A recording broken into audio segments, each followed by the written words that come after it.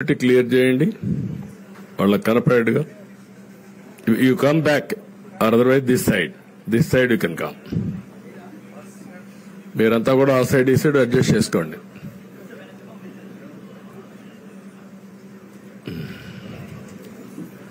ఏంటి బాగున్నారంతా? మీకు ఫ్రీడమ్ వచ్చింది, ముందు స్వాతంత్రం మీకు వచ్చింది, మాకు కాదు. మీ తర్వాత ప్రజలకి. Okay, good. మళ్ళీ ఢిల్లీకి వెళ్తున్నా ఈరోజు. వెళ్లే మునుపు మీ అందరితో మరీ మాట్లాడకుండా పోతే ప్రజలతో మాట్లాడలేం కదా. మీతో మాట్లాడితే ప్రజలతో మాట్లాడినట్టు. ఎలక్షన్ అవుతారని నేనంతా బిజీగా ఉన్నా కాబట్టి ఒక 2 నిమిషాలు మీకు చెప్పి తద్వారా ప్రజలకు చెప్పేద్దామన్న ఉద్దేశంతో ఈ కార్యక్రమానికి శ్రీకారం చుట్టాను. ముందు మీడియాకి, అదే మరి రాష్ట్ర ప్రజలందరికీ ధన్యవాదాలు. శిరస్సు వంచి నమస్కారాలు తెలియజేస్తున్నా. ఎందుకంటే నా సుదీర్ఘమైన రాజకీయ యాత్రలో ఈ 5 సంవత్సరాలు చూసిన ప్రభుత్వాన్ని నేను ఎప్పుడూ చూడలేదు. ఒక రంగం అని కాదు, ఒక వ్యవస్థని కాదు, ప్రజాస్వామ్య వ్యవస్థలన్నీ ఏ విధంగా ఇబ్బంది పడ్డాయో, ఏ విధంగా నిర్వీర్యం చేశారో మనం అన్ని చూశాం. అయితే మా ధ్యేయం ఒకటే, ప్రజలు గెలవాలి, రాష్ట్రం నిలబడాలి. దీనికోసం ఎన్ని త్యాగాలైనా సరే చేసి మళ్లీ భావి తరాల భవిష్యత్తు కోసం ముందుకు పోవాలని చెప్పి వెళ్ళాం. నేను చాలా ఎన్నికలు చూశాం. 10వ ఎన్నిక నిన్న. అంటే ఇన్ని ఎన్నికలు చూసినా, అంటే ఎన్నికలు చూడడమే కాకుండా ఈ ఎన్నికలన్నీ at the helm of affairs ఉండి ఎప్పటికప్పుడు సమీక్షలు గాని ఇవన్నీ నిర్వహించడం కూడా చేశాం. రాజకీయాల్లో ఒడికిదుడుకులు సాధారణంగా ఉంటాయి. ఎవరు శాశ్వతం కాదు. దేశం శాశ్వతం, ప్రజాస్వామ్యం శాశ్వతం, రాజకీయ పార్టీలు శాశ్వతం, అధికారం అశాశ్వతం. రాజకీయ పార్టీలు కూడా సక్రమంగా ఉంటే మళ్లీ ప్రజలు ఆదరిస్తారు. లేకపోతే రాజకీయ పార్టీలు కూడా చాలా పార్టీలు కనుమరుగైపోయినాయి. వ్యక్తులు కనుమరుగైపోయారు, రాజకీయ పార్టీలు కనుమరుగైపోతాయి. కానీ ఇంత హిస్టారికల్ ఎలక్షన్ నేను ఎప్పుడు చూడలా. నా జీవితంలో చాలా ఎలక్షన్స్ ఫేస్ చేసాం, కానీ వేవ్ కనపడేది, వ్యతిరేకత కనపడేది.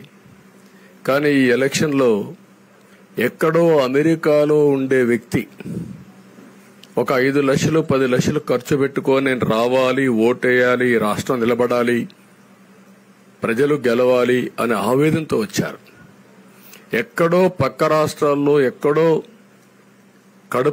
కడుపు నిండడం కోసం కూలి పనులకైనటువంటి వ్యక్తులు, పాచి పనులు చేసుకునే వ్యక్తులు సొంత డబ్బులు పెట్టుకొని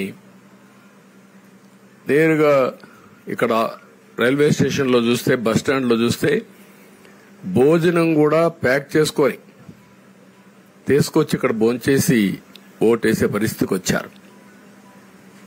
ఈ కమిట్మెంట్ ని ఏ విధంగా వర్ణించాలో నాకైతే అర్థం కాదు. ఏ విధంగా వాళ్ళని అభినందించాలో కూడా అర్థం కాని పరిస్థితి.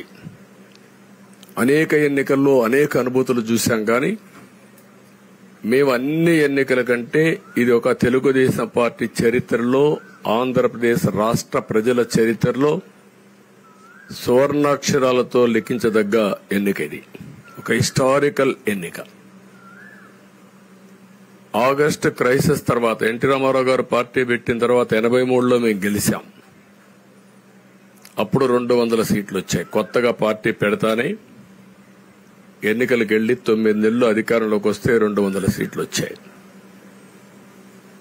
94లో మీరు ఒక్కసారి చూస్తే ప్రజా వ్యతిరేకం వల్ల 3 ముఖ్యమంత్రులు మారడం వల్ల ఆ రోజు మీరు ఎన్నికలు చూస్తే దగ్గర అపోజిషన్ పార్టీకి రిక్వైర్డ్ నెంబర్ అంటే అపోజిషన్ లీడర్గా వచ్చే స్టేటస్ రాకుండా వచ్చాయి. అవన్నిటిని వర్పించే విధంగా ఈసారి ఊహించని విధంగా వచ్చింది. అంటే దానికి కారణాలు నేను ఎక్కువ చెప్పక్కర్లేదు, అనుభవించిన ప్రజలకే అర్థమవుతుంది. ఎప్పుడైనా సరే ప్రజాస్వామ్యంలో ప్రాథమిక హక్కు మాట్లాడే స్వేచ్ఛ. ఆ స్వేచ్ఛనే కోల్పోవాల్సి వచ్చింది. అదే కాదు, బ్రతికే స్వేచ్ఛ, ఆస్తులు పెట్టుకునే స్వేచ్ఛ, ఇవన్నీ కోల్పోయే పరిస్థితి వచ్చింది. అందుకే మీరు చూస్తే మొన్న ఎలక్షన్ లో సరే ఏ విధంగా మేమందరం కలిశాం అవన్నీ మాకంటే ముందు మీకే తెలుసు. కలిసినప్పుడు ఎవ్రీ ఈవెంట్ ఇవి వేదిక నుంచే ప్రారంభించాం.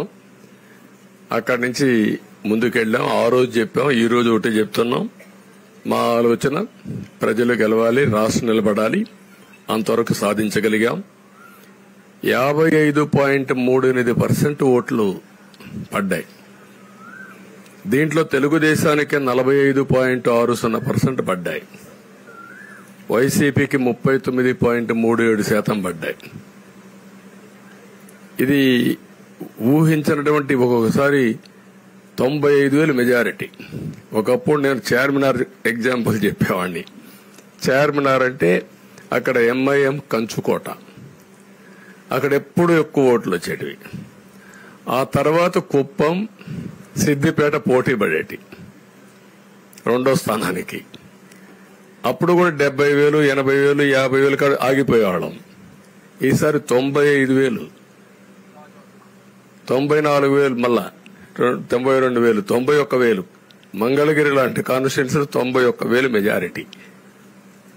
ఏ విధంగా అభివర్ణించాలో నాకైతే అర్థం కాదనమాట. అంత ఇదెళ్లిపోయినాయి.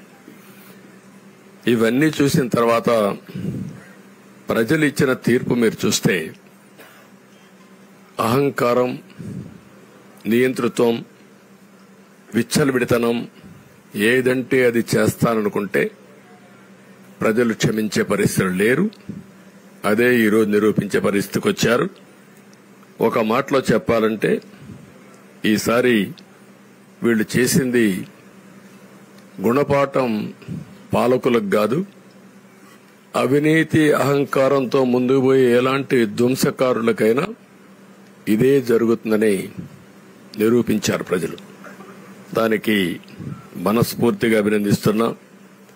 అదే సమయంలో 5 సంవత్సరాలు మా కార్యకర్తల పడిన ఇబ్బందులు, చాలా మంది స్లీప్లెస్ నైట్స్,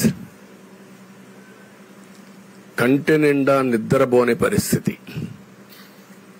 అక్కడి నుంచి నేను చూస్తే చాలా కడాన మనిషిని హింస పెడుతూ, నువ్వు ప్రాణంతో బతకాలంటే జై జగన్ అనమంటే జై తెలుగుదేశం, జై చంద్రబాబుని